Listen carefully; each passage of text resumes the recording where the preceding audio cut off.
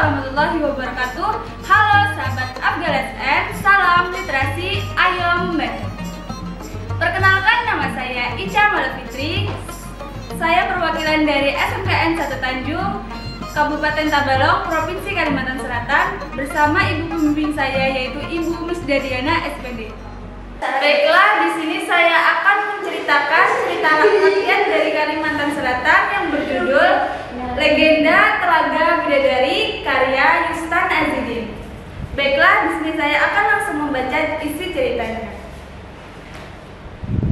Telaga itu tidak seberapa lebar dan dalam, kurang lebih 3 meter panjangnya dan 2 meter lebarnya.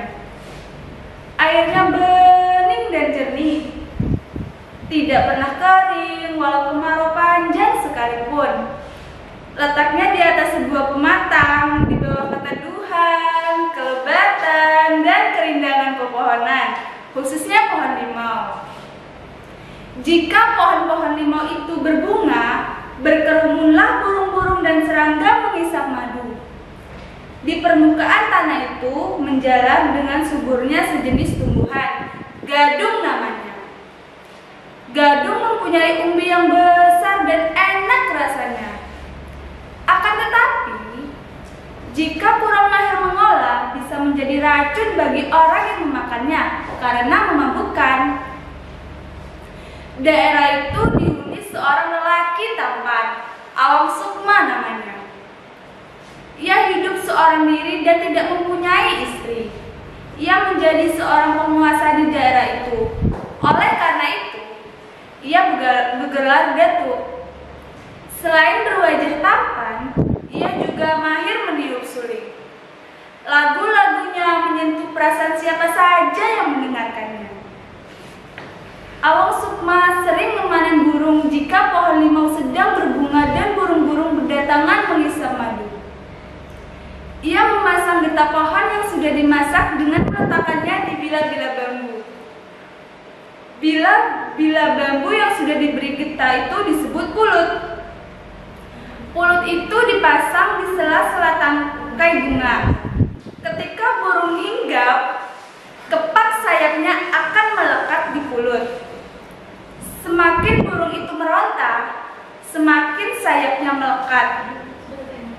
Akhirnya, burung itu menggelepar jatuh ke tanah bersamaan bila-bila pulut. Awang Sukma menangkap dan memasukkannya ke dalam keranjang. Biasanya, puluhan ekor burung dapat dibawanya pulang. Konon, itulah sebabnya di kalangan penduduk, Awang Sukma dijuluki Datu Suling dan Datu Pulut.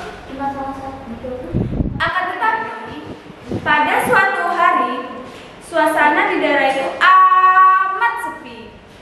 Tidak ada burung dan tidak ada seekor pun serangga berminat mendekati bunga-bunga itu. Heran, ujar Awang Sukma. Sepertinya bunga limau itu beracun sehingga burung-burung tidak mau lagi mendekatinya.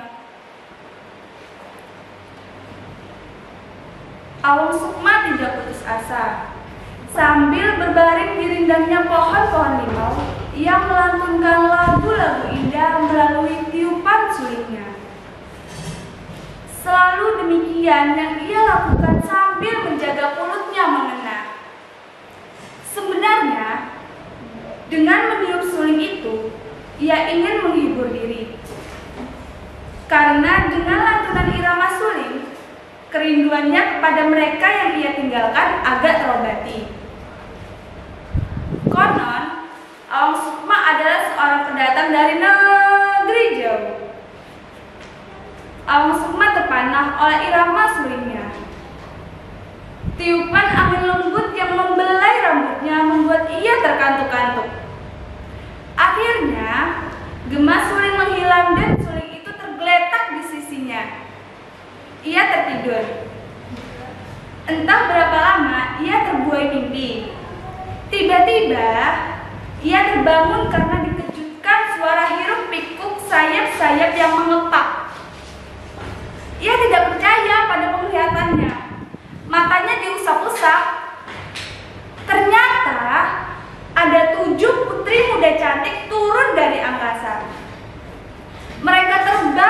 telaga. Tidak lama kemudian, terdengar suara ramai dan gelak tawa mereka bersembur-semburan air.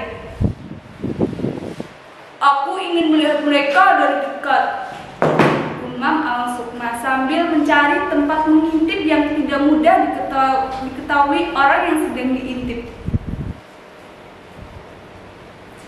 Dari tempat persembunyian itu, Awang Sukma dapat menatap lebih jelas. Ketujuh putri itu sama sekali tidak mengira jika sepasang mata lelaki tampan dengan tajamnya menikmati tubuh mereka. Mata Awang Sukma singgah pada pakaian mereka yang bertebaran di tepi telaga. Pakaian itu sekaligus sebagai alat untuk menerbangkan mereka saat turun ke telaga maupun untuk kembali ke kediaman mereka di Kayangan.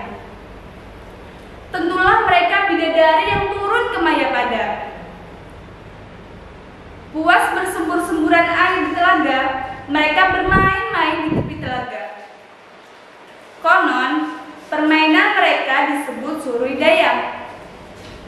Mereka asik bermain, sehingga tidak tahu Awang Sukma mengambil dan menyembunyikan pakaian salah seorang putri.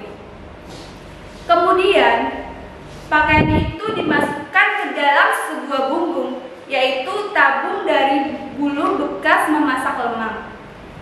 Bumbung itu disembunyikannya dalam kindai, yaitu lumbung tempat menyimpan padi. Ketika ketujuh putri ingin mengenakan pakaian kembali, ternyata salah seorang di antara mereka tidak menemukan pakaiannya. Perbuatan Awang Sukma itu membuat panik mereka. Putri yang hilang pakaiannya adalah putri bungsu, kebetulan paling cantik. Akibatnya, putri bungsu tidak dapat terbang kembali ke Kayangan. Kebingungan, ketakutan, dan rasa kesal membuat putri bungsu tidak berdaya. Saat itu, Awang Sukma keluar dari tempat persembunyiannya. "Tuan putri, jangan takut dan sedih," bujuk Awang Sukma. "Tinggallah sementara bersama hamba." Tidak ada alasan bagi putri bungsu untuk menolak. Putri bungsu pun tinggal bersama Awang Sukma. Awang Sukma merasa bahwa putri bungsu itu jodohnya, sehingga ia meminangnya. Putri bungsu pun bersedia menjadi istrinya. Mereka menjadi pasangan yang amat serasi antara ketampanan, kecantikan, kebijaksanaan, dan kelemah lembutan dalam ikatan cinta kasih. Buah cinta kasih mereka adalah seorang putri yang diberi nama Kumalasari. Wajah dan kulitnya mewarisi kecantikan ibunya. Rupanya memang sudah ada di dunia, tidak ada yang kekal dan abadi di muka bumi ini. Apa yang disembunyikan Awang Sukma selama ini akhirnya tercium baunya.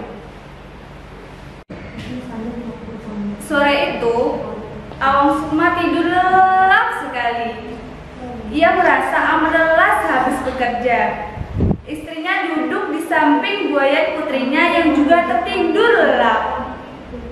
Pada saat itu, seekor ayam hitam naik ke atas lumbung. Dia mengais dan mencotok padi di permukaan lumbung sambil berkotek dengan ribut. Padi pun berhamburan ke lantai. Putri bungsu memburunya. Tidak sengaja, matanya menatap sebuah bumbung di bekas kaisan ayam hitam tadi. Putri bungsu mengambil bumbung itu karena ingin tahu isinya. Betapa kaget hatinya setelah melihat isi bumbung itu. Ternyata suamiku yang menyembunyikan pakaianku, sehingga aku tidak bisa kembali bersama kakak-kakakku, katanya sambil mendekap pakaian itu. Perasaan putri bungsu berkecamuk sehingga dadanya turun naik. Ia merasa gemas, kesal, tertipu, marah, rasa itu berbaur dengan rasa cinta kepada suaminya. "Aku harus kembali," katanya dalam hati. Kemudian putri bungsu mengenakan pakaian itu. Setelah itu, ia menggendong putrinya yang belum setahun usianya, yang memeluk dan mencium sambil menangis. Kumalasari pun menangis. Tangis ibu dan anak itu membuat Awang Sukma terjaga. Awang Sukma terpanah ketika menatap pakaian yang dikenakan istrinya. Bumbung tempat menyembunyikan pakaian itu tergeletak di atas kindai. Sadarlah ia bahwa saat perpisahan tidak mungkin ditunda lagi. "Adinda harus kembali," kata istrinya. "Kanda, peliharalah putri kita," Kumalasari. "Jika ia merindukan ibunya, Kanda ambillah 7 biji piring, masukkan ke dalam bakul. Lantas bakul itu Kanda goncang-goncangkan. Lantunkanlah sebuah lagu dengan suling Kanda. Adinda akan datang menjumpai." Putri bungsu pun terbang dan menghilang di angkasa, meninggalkan suami dan putri tercintanya. Pesan istrinya itu dilaksanakannya. Bagaimanapun kerinduan kepada istrinya terpaksa dipendam karena tidak mungkin bersatu seperti sedia kala lagi.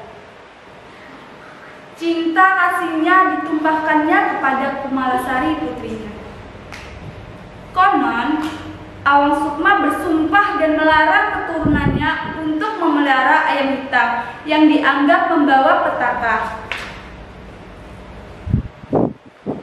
Dengan demikian, amanat yang dapat disampaikan dari cerita ini adalah legenda ini mengajarkan kepada kita bagaimanapun pandainya menyimpan sesuatu yang kurang baik, pada suatu saat akan terbongkar dan ketahuan juga. Selain itu, jika kita ingin mendapatkan sesuatu yang baik, harus dengan cara baik pula. Demikianlah cerita legenda Telaga Bidadari. Mohon dukungannya, jangan lupa like, komen, subscribe, dan share ke teman-teman. Terima kasih sahabat Abdul SN. Salam literasi. Wassalamualaikum warahmatullahi wabarakatuh.